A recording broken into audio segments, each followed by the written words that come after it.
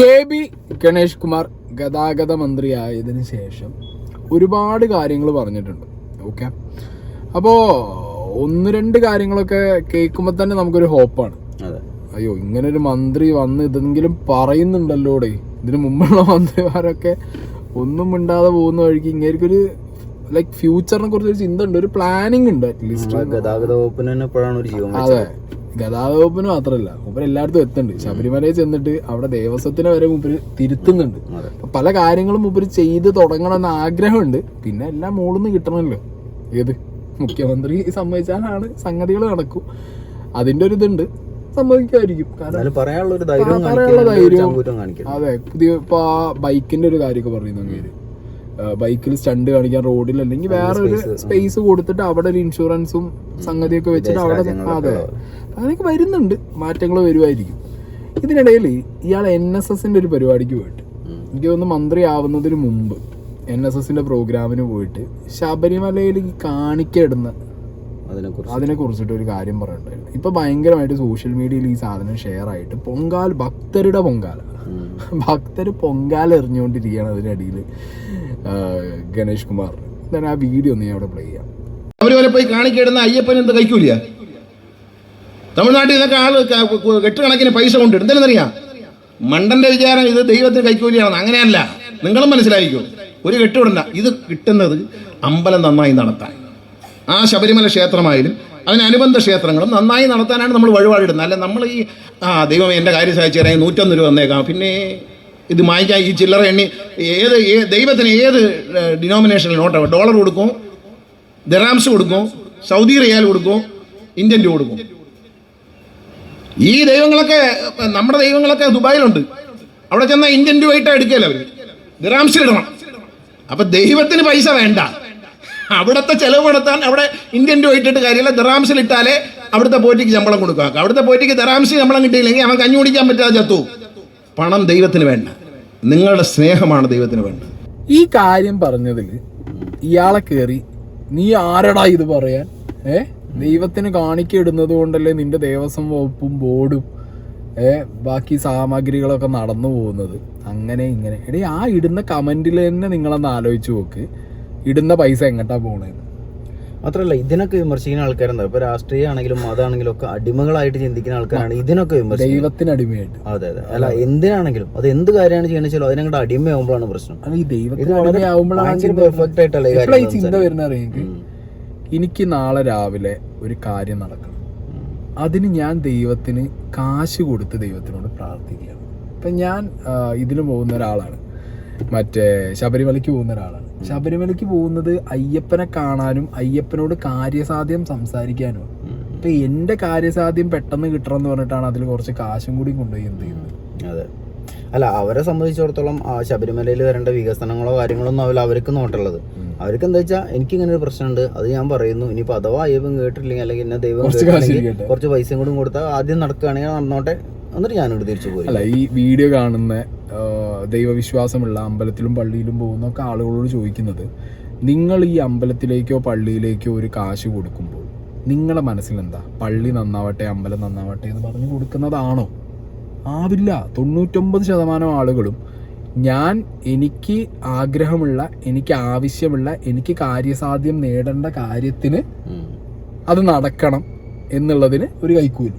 അല്ല, എനിക്ക് എന്നെ എക്സാമ്പിൾ ആയിട്ട് പറയാം. ഞാൻ ഭയങ്കരമായിട്ടല്ലെങ്കിലും ഞാനൊരു ദൈവവിശ്വാസിയാണ്. ഞാൻ ശബരിമലയിൽ പോകാറുണ്ട്. ഞാൻ എവിടെയും ഈ വെണ്ണാരത്തിൽ ഇങ്ങനത്തെ സാധനങ്ങളൊന്നും പൈസ ഇടാറില്ല. കാരണം എന്നെ സംബന്ധിച്ചിടത്തോളം ഞാൻ പുറത്തിറങ്ങുമ്പോൾ അവിടെ നമ്മുടെ അടുത്ത് ഒരു ഭക്ഷണത്തിന് വേണ്ടി പൈസ വയ്ക്കുന്ന ആൾക്കാർക്കൊക്കെയാണ് ഞാൻ പൈസ കൊടുക്കാറ്. കാരണം എൻ്റെ പൈസ കൊടുക്കുമ്പോൾ എനിക്ക് സംതൃപ്തിയിൽ ഇങ്ങനെ കാര്യം ചെയ്യാനാണ് എനിക്ക് താല്പര്യം ഉണ്ടാവുക. ആൻഡ് അത് മാത്രമല്ല, ഇവിടെ മന്ത്രി പറയുന്നില്ല നിങ്ങൾ കാശേ ഇടണ്ടെന്നുള്ള. നിങ്ങൾ ഇടുന്ന കാശ് പോകുന്നത് ഇതിനാണ് എന്നാണ് പറയുന്നത്. അതായത് ശബരിമലയിലെ വരുമാനം കൊണ്ട് ബാക്കി ഇങ്ങനെ ക്ഷയിച്ചു പോയ അമ്പലങ്ങളുടെ പുനരുദ്ധാരണവും കാര്യങ്ങളും അവിടെയുള്ള പോറ്റിമാരുടെ പൈസയും കാര്യങ്ങളൊക്കെ ആയിട്ടാണ് ഈ സംഗതി പോണേന്നാണ് അയാൾ പറയുന്നത്. അല്ലാതെ കെ.ബി. ഗണേഷ് കുമാർ മറ്റേ ഒരുത്തനും ഇനി കാശിടരുത്, അതൊക്കെ നിങ്ങളുടെ ഇഷ്ടമാണ്, നിങ്ങളുടെ ഇഷ്ടമാണ് അല്ലേ. ശരിക്കും നമ്മൾ ആ പൈസ ഇടുന്ന ആൾക്കാർക്കും ശരിക്കും ഭയങ്കര സംതൃപ്തി ഉണ്ടാവും. നമ്മുടെ നാട്ടിൽ നമ്മൾ ഇങ്ങനെ ഒരു കാര്യത്തിനാണ് ചെയ്യുന്നത്, ഒരുപാട് ആൾക്കാർക്ക് സന്തോഷം കിട്ടുന്ന ഒരു കാര്യം ചിന്തിക്കാലോ. ഗണേഷ് കുമാറിനെ പോയി അല്ലെങ്കിൽ എന്നെ വന്നൊക്കെ തെറി വിളിക്കുന്ന ആളുകളുണ്ട്.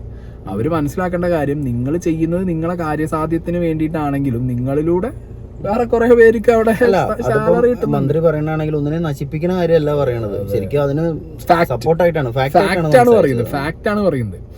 അപ്പൊ ദൈവത്തിന് കൈക്കൂലി എന്നുള്ള ഒരു തോട്ടിലാണ് പലരും ഈ പൈസ ഇടുന്നത് എന്നുള്ളത്. അതാണ് അതിന്റെ റിയാലിറ്റി. അതെ, റിയാലിറ്റി സിമ്പിളാണ്. നിങ്ങൾ അമ്പലത്തിലോ പള്ളിയിലോ ദൈവത്തിന്റെ പേരിൽ നിങ്ങൾ കാശ് കൊടുക്കുന്നുണ്ടെങ്കിൽ അത് ദൈവത്തിന് കൊടുക്കുന്ന കാശല്ല, അത് നിങ്ങളുടെ കാര്യസാധ്യത്തിന്, നിങ്ങളുടെ മനസ്സമാധാനത്തിന്. ഇത് കാശ് കൊടുത്താൽ ദൈവത്തിന് കിട്ടുന്നുണ്ടെങ്കിൽ ദൈവം അംബാനിന്റെയും ടാറ്റേന്റെയും ബിർളേന്റെയും യൂസഫ് അലിന്റെയും വീട്ടിൽ മാത്രമായിരിക്കും. അവിടുന്ന് പിന്നെ അവർ വേറെ ആൾക്കാരുടെ അടുത്ത് പോരണ്ടല്ലോ, അവിടെ ഇഷ്ടംപോലെ പൈസ കിട്ടില്ലേ, അവിടെ ഇരുന്നാൽ പോരവർക്ക്. പൈസ ഉള്ളവന്റെ അടുത്ത് മാത്രമല്ല ഇരിക്കും. ദൈവം എന്ന് പറഞ്ഞ കൺസെപ്റ്റിൽ നിങ്ങൾ വിശ്വസിക്കുന്നുണ്ടെങ്കിൽ നിങ്ങൾ അതും കൂടി വിശ്വസിക്കണം. വിശ്വസിക്കുന്ന ആൾക്കാരാണ് ശരിക്കും ദൈവത്തിനെ മോശമായി കാണുന്നത്. അവരൊരു രാഷ്ട്രീയക്കാരോടും അല്ലെങ്കിൽ അങ്ങനത്തെ കൈക്കൂലി പഠിക്കുന്ന ആൾക്കാരോടും ഒക്കെ കമ്പയർ ചെയ്യാണ് ദൈവത്തിന്. അങ്ങനെ കുറച്ച് പൈസ കൊടുത്താൽ ദൈവം കാര്യം സാധിച്ചു എന്ന് പറയുമ്പോൾ അവർക്കാണ് ശരിക്കും ദൈവത്തിന് ഒരു വില ഇല്ലാത്തത്. ദൈവത്തിനോട് പോയിട്ട് ഒരു 100 രൂപ വെച്ചിട്ട് ചിലർ അങ്ങനെ ഉണ്ട്. ഇന്ത്യയിൽ ഇപ്പതേ ഉള്ളൂ, ചിലർ അങ്ങനെയാണ്. ഒരു 50-100 വെച്ചിട്ട് ഇന്ത്യയിൽ ഇപ്പതേ ഉള്ളൂ, കുറച്ചും കൂടെ ഇതിനടുത്തൊക്കെ പോയിട്ട് അഡ്ജസ്റ്റ് ചെയ്തൊക്കെ അങ്ങനെ പറയുന്ന ആൾക്കാർ കുറെ ഞാൻ കണ്ടിട്ടുണ്ട്. ദൈവം എന്ന് പറഞ്ഞ കൺസെപ്റ്റിൽ വിശ്വസിക്കുക. അപ്പൊ ജിത്തുവായി വിശ്വസിക്കുന്ന ഒരാളാണ്, മൂപ്പര് വിശ്വാസങ്ങളോട് ജീവിക്കുന്നു. ഞാൻ വിശ്വാസമില്ലാത്ത ഒരാളാണ്, ഞാൻ എൻ്റെ വിശ്വാസം ഇല്ലായ്മയിലൂടെ ഞാൻ ജീവിക്കുന്നു. പക്ഷെ എൻഡ് ഓഫ് ദ ഡേ നമ്മൾ ഉണ്ടാക്കുന്ന പൈസ നമ്മൾ എന്തിന് ചെലവാക്കുന്നു, ആർക്ക് ചെലവാക്കുന്നു, എന്തിനു വേണ്ടി ചെലവാക്കുന്നു, എവിടെ ചെലവാക്കുന്നു എന്നുള്ള കൃത്യമായ ബോധ്യം നമുക്ക് വേണം. ഓക്കെ, നമ്മളാണ് നയിച്ചുണ്ടാക്കുന്നത് ആ സംഗതി എന്തിന്റെ പേരിൽ. അല്ല, നമ്മൾ ഒരുപാട് ആൾക്കാരെ കേട്ടിട്ടുണ്ട്. ചില ആൾക്കാരൊക്കെ ഞാൻ അവിടെ ദൈവത്തിന് അവിടെ പോയിട്ട് ഇത്ര ഉറപ്പിടുന്നു എന്നിട്ടും ഒരു ഇതുമില്ലാതെ, അതൊക്കെ വെറുതെയാണ്, അങ്ങനെ സംസാരിക്കുന്ന ആൾക്കാരുണ്ട്. സ്വന്തം കാര്യം നടക്കാതെ വരുമ്പോൾ ഇപ്പൊ നമ്മളിൽ തന്നെ ഉണ്ടാവും ഇഷ്ടംപോലെ ആൾക്കാർ. ഞാനത് അവിടെ പോയി പ്രാർത്ഥിച്ചിട്ടൊന്നും എന്റെ കാര്യം നടന്നില്ല, എന്നിട്ട് കാര്യം നടക്കുമ്പോൾ അടിപൊളിയാണ് അവിടെ എന്ന് പറയുന്ന ആൾക്കാരുണ്ടാവും. വേറെ ചില അമ്പലങ്ങളിലൊക്കെ വഴിപാട് വെക്കില്ലേ, ഇന്ന പൂജക്ക് ഇത്ര രൂപ, മറ്റേ പൂജക്ക് ഇത്ര രൂപ.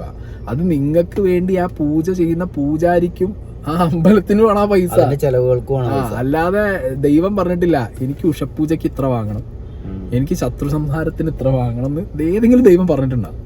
അതെ, പിന്നെ ശരിക്കും ആലോചിച്ച് നോക്ക്, ഈ പൂജകൾ നടത്തുന്നിടത്ത് ഏത് വിശ്വാസികളും അവിടെയാണെങ്കിലും അല്ല നമ്മളെ ഈ പച്ചക്കറി കടയിലൊക്കെ പലർക്കിനൊക്കെ വില ഇടുന്ന ലിസ്റ്റ് ഇടണം, ഇന്നതിന് ദൈവത്തിനെ ലിസ്റ്റ് എഴുതി വെച്ചിരിക്കുകയാണ്. അങ്ങനെ ആകുമ്പോൾ സൗകര്യം എന്താ വെച്ചാൽ നമ്മളെ പോലെ ഒരു സാധാരണക്കാരൻ നിന്ന് ഏറ്റവും കുറവ് ഏതാ സംഭവം വെച്ചാൽ അത് ചെയ്യാം. കുറച്ചും കൂടെ പൈസ ഉള്ള ആൾക്ക് കുറച്ച് കൂടുതലുള്ളത് ചെയ്യാം. മാത്രല്ല മറ്റേ ഭണ്ണാരം എല്ലായിടത്തും പള്ളീന്റെ മുന്നിലും അമ്പലത്തിന് മുന്നിലും ഒക്കെ ഭണ്ണാരങ്ങളുണ്ട്. എന്തായാലും പുരോഗമനം ഉണ്ട്, സ്കാനർ വെക്കണ്ടല്ലോ. പിന്നെ QR ആണ്. പക്ഷെ സ്റ്റിൽ ഈ പൈസ നിങ്ങൾ ബേസിക്കലി ഇത്ര ചിന്തിച്ചാൽ മതി. ഗണേഷ് പറഞ്ഞ പോലെ മിനിസ്റ്റർ ഉദ്ദേശിച്ചത് അത് തന്നെയാണ്. പൈസ പോകുന്നുണ്ടെങ്കിൽ അത് ദൈവത്തിനല്ല. ഓക്കെ, ദൈവത്തിനല്ല.